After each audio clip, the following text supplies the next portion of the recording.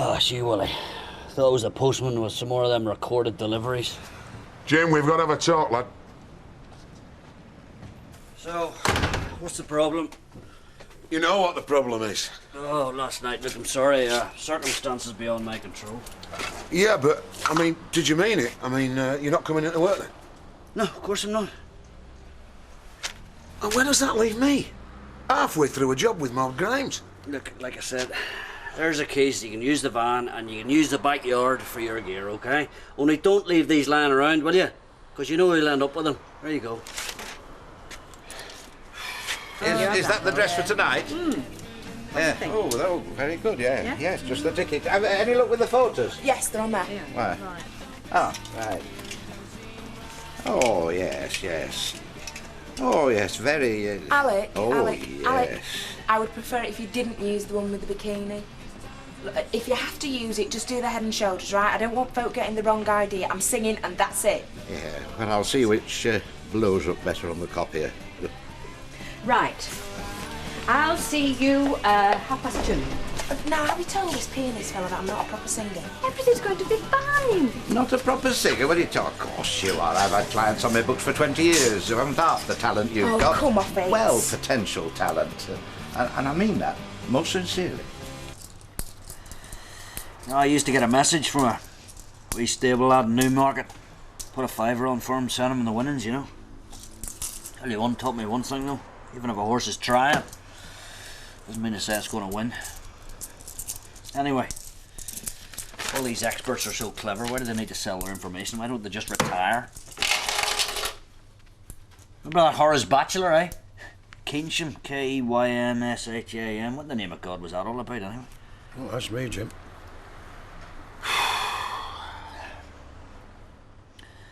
Right, well, might as well take a wee dander into town, spend the afternoon in the bookies, I think. All right for some, eh? I beg your pardon? Why, for Riley, I wish I could join you some. Is that... Oi! Come here. Is that what you think I'm doing? Is that what you think, Jacko? You think this is the life of Riley for me? Is that what you think? Well, let me tell you something, Jacko. It's not the life of Riley, and you know nothing. Do you understand? Jim, I was only joking. Oh, you think it's a big joke, Jacko, do you? Look, I don't know nothing about your private life, and if you don't mind, I'd rather not get involved. Exactly. You're not interested, so will you get me a pig and large whiskey, please? If you're sure that's what you want. Well, why else would I ask for one? All right.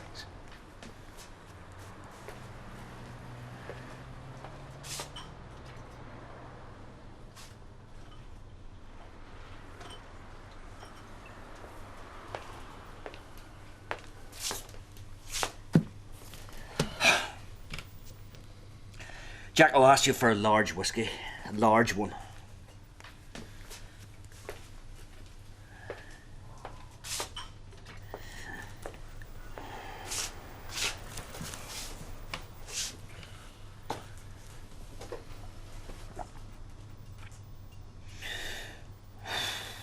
Right, will you be all right for an hour? Of course I will, I told you. Wouldn't have been so long if you only could have fitted me in. You said, but it doesn't matter. Hello. Bye then. Bye. I knew I'd forgotten something. There. 72 pence. Yes, I think I can manage that exactly. Yes. How are you keeping? Well, I'm off gallivanting. I'm going to Llandudno for the weekend with the OAPs. Oh, well, I hope it keeps fine. I don't mind if it doesn't. We're booked into a hotel. Oh, very nice. Have a lovely time. Bye-bye. Oh. Emily? Hello. I'm on. Have you finished? That was quick. What? My fireplace. Oh, your fireplace. Well, I'd say it'd be a few days, Maud, but to tell you the truth, I'm the wrong person to be asking. Do you mind if I have a bottle of whiskey now? Somebody's birthday, is it? I've absolutely no idea at all. Well, I thought with you being on a wagon, maybe it was for a present. Only I don't like to miss folks' birthdays, even if it's only a card. No, I'll bet you don't. Well, I have to tell you, Maud, it's for my own personal consumption, to be consumpted in the privacy of my own home. Now, I don't think there's a law against that, do you? Well, correct me if I'm wrong. Point taken. The trouble is I can't reach it. Ah, well, don't you worry your head.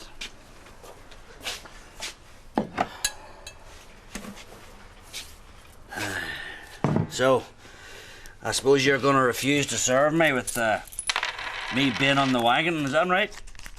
Has your oppo given you the day off then? Maud, let me give you a piece of advice. Keep your nose out of it, okay? I beg your pardon? You heard me. So you really think she's got something then? Oh, I've no idea. I've only Alex's word.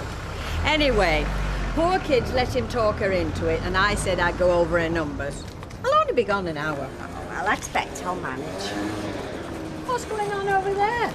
Looks like sightseers. Oh, no, there's not been an accident, has there? No. Party of tourist bit looks a thing. It'll be that do you were going on about. Oh, the Historical Society will be. Paying homage to Cutthroat Jake.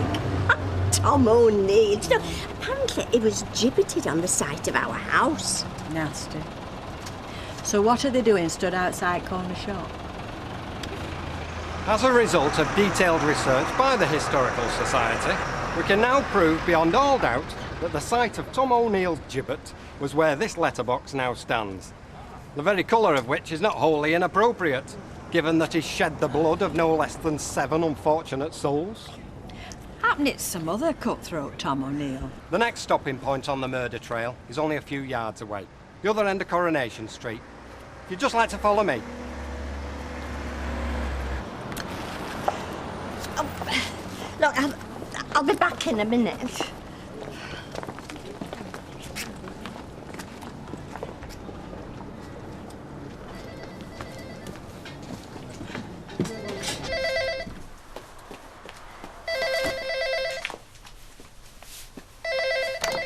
Cabin?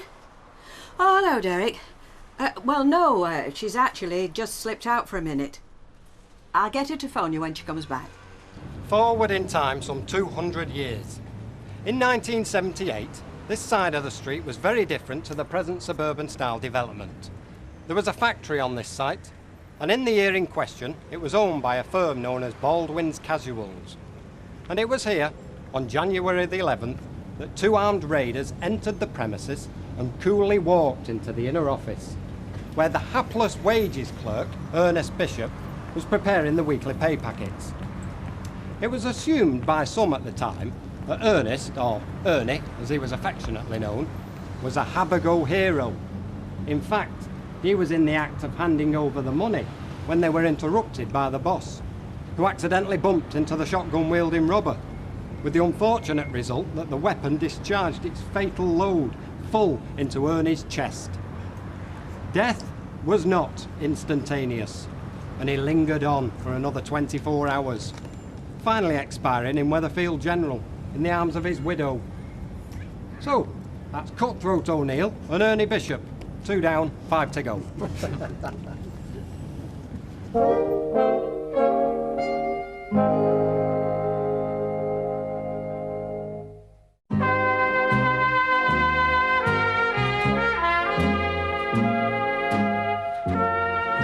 were talking 18 years ago. I know how long ago it was. Should have been told about it, that's all. I thought you were. Well, they were anyway. People at number 4. They gave the permission. Mr. and Mrs. Wilton.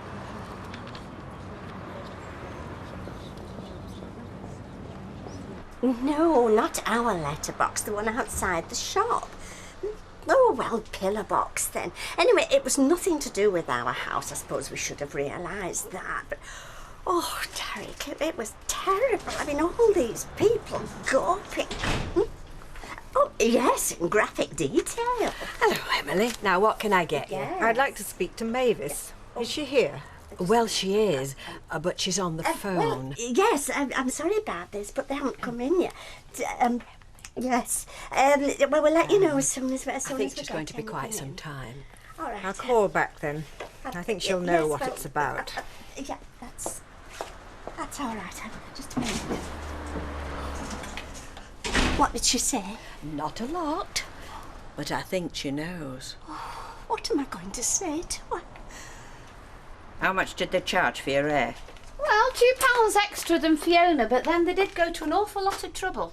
Must think he's worth it, this new chap you see.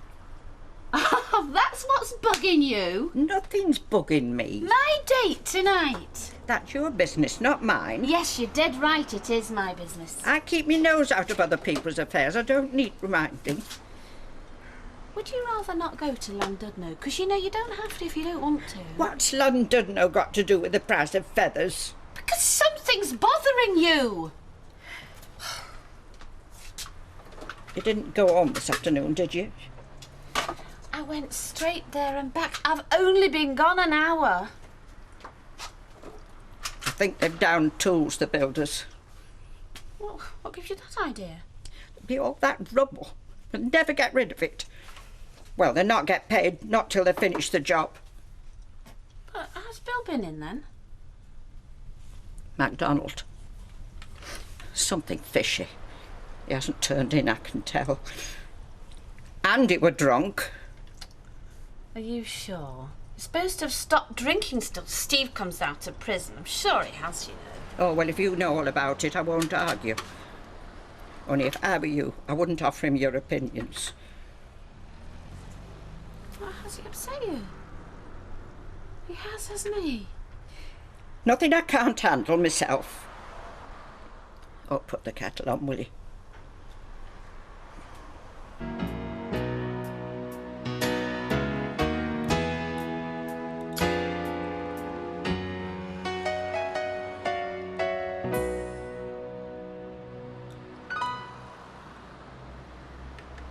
Right, that's it. I'll just play it back. Are you happy with that? Well, the backing tape will be okay. And so will you. Do you not think it's a bit low for me? No, I don't. You can get down there. Now, look, just relax. Yeah, in front of all those people. Forget about them. Look, I'll give you a tip. Have a look round before you start and pick out a couple of friendly faces and sing to them. Just them. Or it might be a lad that you fancy. Sing as if you're sharing a secret with them. If you get through to him, you'll get through to everybody. That's okay. Did you want to go over anything again?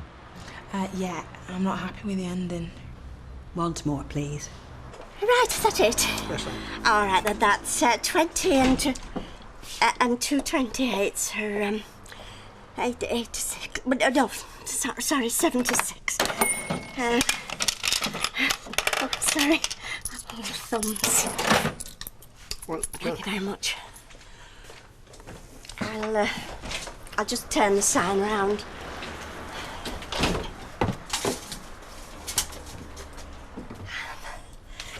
I would have come to see you, Emily, but Rita's not here, you see, I'm on my own. You know what I've come about, then? Well, yes, I think I do. Oh, it was all a terrible mistake. I mean, we'd no idea. You had no idea? No, we thought it was to do with this cutthroat Tom O'Neill. Who? He was an 18th century highwayman. Is that what this historical society told you? No. We did some research. I mean, I went to the library because, well, the Historical Society weren't really very specific. That's why we presumed it was this cutthroat thingy. You presumed. You didn't think. You didn't ask. You presumed. Well, yes. For 18 years, I've lived opposite where it happened. Every morning I've opened the curtains and been reminded, even after the factory was demolished. But it's not that I can't forget. I don't want to. Otherwise I'd have moved away from Coronation Street, and I certainly wouldn't have taken a job there. Do you think that was easy? No, it can't have been. Doing Ernest's old job in the very same building. But I made the decision, and I didn't regret it. I suppose maybe it was a subconscious need to keep his memory alive, because I think that's important, don't you? Yes. But not in that way. I mean, not what happened this afternoon. Cheapening his death, turning it into an entertainment for day trippers, and and ghouls. Oh, believe me, if I'd known... Oh, you did, Mavis, you did know. No, that's why I went to the library. Oh, you've got to believe me, Emily. It never crossed my mind. It never crossed your mind. No. Well, all I can say is, it should have done.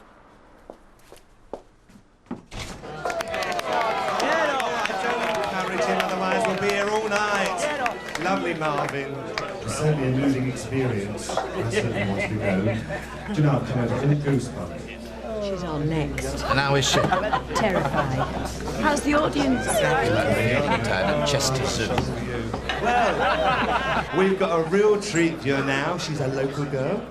You may have heard her last Friday. She sang a couple of bars, lounge and the public. Well, she's back here tonight and she's sober. So give a nice warm welcome for the lovely Fiona Middleton.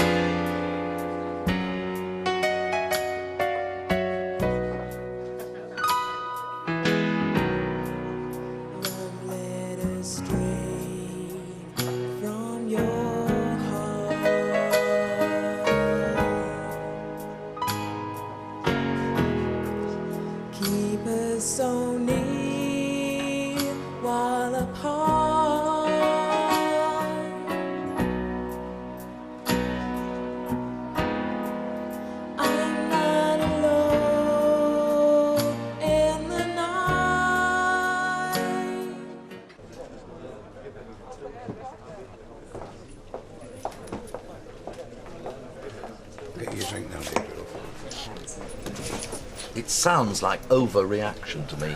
Me or Emily? Both of you. What did this fellow actually say to her? About Ernest Bishop? No, about us. Why are we the guilty party? All we did was fill in a simple form, and suddenly we've committed an heinous crime. Yes, well, however it happened, Emily's terribly upset, and so am I. Well, leave it to me. I'll sort it out. What are you going to do? I'm going to go round and tell her. I'm darned if we should take the blame. Oh, no, I'd rather you didn't, Derek. Not just yet. Let's have a good think about it. Thank you, Jack. Cheers. Hi. Oh. Hi. Did you get the message? I left a note on your door. Oh, no, I've not been home. Went into town after work. Oh, well, there was a phone call. He said he'd phone back. Did you leave a name? Carl. He said you'd know what it was about. Oh, I don't believe it. Oh, love. Look, go and sit down. I'll get you a drink. There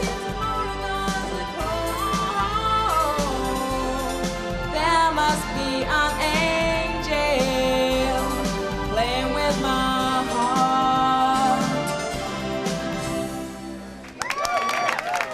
Yes! So, you thought she was a bit of all right, did you? Now, come here, sweetheart, come back. We haven't finished with you yet. Would you like to hear some more? She certainly can sing a bit, can't she? Right, what are you going to do for an encore, darling? You can have another 5 minutes. I can't do any more. I've got nothing else on the tape. She says she's got nothing else on the tape, the trollop. Sorry. Oh. Well, never mind. It was good while it lasted. Pity it wasn't a bit longer. The lovely Fiona! Wasn't she fab? Well, what do you think? I think she might have something. They loved it, didn't they? Sensational. Do you know, I've never felt so certain. Well, present company accepted, of course. Do you know, Alec, for once, I think you might be right. I'll skin him when I get home. Are you sure it was him? Who else would it be? Well, I suppose it's only natural, wanting to keep in touch with his dad. He's better off without him. He's a bad influence, as if it ain't hard enough already trying to keep him on the straight and narrow. I'm sure Jamie didn't mean any harm by it. Whether he did or not, it's done now. This is my worst nightmare. No, I was just No, saying. you're not saying. Anybody serving here? That's not the I'll be point. with you in a minute. What I'm saying is, what are you talking about? Well, What's the problem? I thought it might have been a good idea if you went home and had an early night. Oh, an early night. And why would you say that, Jackal? Well, you've had a bit of a skinful, you know. But Certainly I have. could manage, eh? I don't know how you do it. Well, you see, it takes years of practice, Jacko, and eventually, after a long time, you learn how you should pace yourself, and then it's easy after that. Aye, and then you learn how to call it a day. No, I understand, Jacko. You don't want any trouble. I'll tell you, listen, I'll tell you more. You won't have any trouble from me. You're a good man, Jacko, you know that. Listen, I'll tell you what I'll do for you. I'll away down the road to the Legion and I'll have a couple in there on my way home. How's that, Grab? You coming? No, I'll stay. I'll go. You coming? No. Thanks, Jim. All right, listen, you're a good man, Jacko. You take it easy. I'll see you tomorrow, all right? Right. Without fail. Thanks, Jim. Right, down you go, son. Cheerio now. Cheerio, Maud. The pint and a sherry, please, Jack. Yeah, I'll bring them round, Cock. I'm sorry about that. You're sorry. I've been apologising for him all day. He's left you high and dry, has he? Oh, yes. But never mind, I'll have to work the weekend, see if I can get finished for Sunday. Thanks.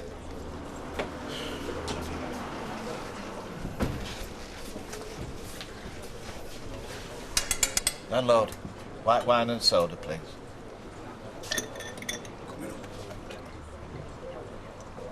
On the house. That's very generous. What's it in aid of? Lucky on horse. Oh, I see. Just so long as it's not meant as a softener, if you see what I mean. As long as that's clear. Perfectly. Right. Cheers. Hope you rhombus. What did you just say? Oh, quadrangle. I mean, there are two theories, aren't there? You know? Keep your voice down. What do you know? What don't I know, I think you mean. I pledge to keep good and true the walls of the quadrangle. Or is it rhombus? So,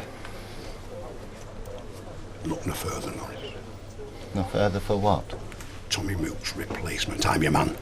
After what you've just said, eh? Those words are sacred. They're not meant for the lips of the squareless. Besides, we demand the utmost loyalty and discretion from our novitiates, novices.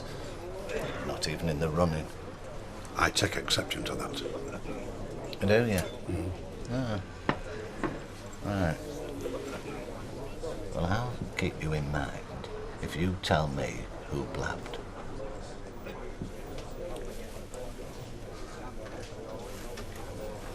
Can you keep a secret? Of course I can. So can I. Can't fool me like that. It should be champagne, but they haven't got any. Congratulations, you were wonderful tonight, wasn't she, Maxine? Yeah, I've told her so. Doesn't she believe you? Rita, you tell her. Oh, she knows she was. They loved you. This is just the beginning, you know. I've had a word with Sherelle. I think I might be able to get you a proper booking for real money. Oh, here he is. Well, what do you think? They couldn't get enough of her, could they? That's true. They only got 3.5 minutes. No, what do you expect at short notice? I mean, anyway, it's quality that matters, isn't it? Not quantity, unless she got quality or has she not. I never said she hadn't, but I can't book her with only 2 numbers, however good they are. And they were good, kid. I'll give you that. You mean you can't book her? You'll regret it. 5 years' time, she'll be at the Copacabana. You'll still be here. Now, how do you feel? Did you enjoy it? I don't know. Yeah, I suppose so. All 3 minutes of it. Listen, she's just starting. I'll have her practising all this week. She'll have a dozen numbers under her belt by Friday, won't you? Faye, you all right? Of course she is. I'm just tired. It's the excitement, eh?